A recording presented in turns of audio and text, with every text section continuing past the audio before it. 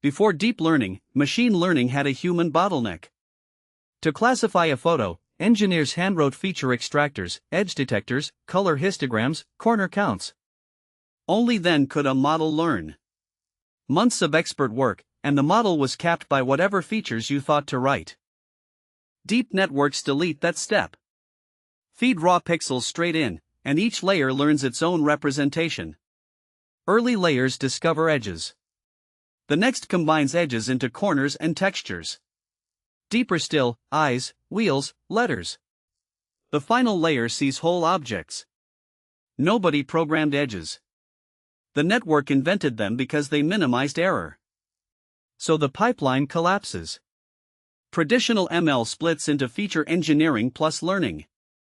Deep learning fuses both into one trainable stack. Change the task from faces to X-rays? Before, you rewrote the extractors. Now you just retrain. The ceiling moves from human imagination to data and compute. That fusion is why scale suddenly mattered. Classic models plateau, handmade features stop carrying extra information. Deep networks keep climbing, because more data means richer learned representations. Same math, more data, deeper stacks. That's the shift.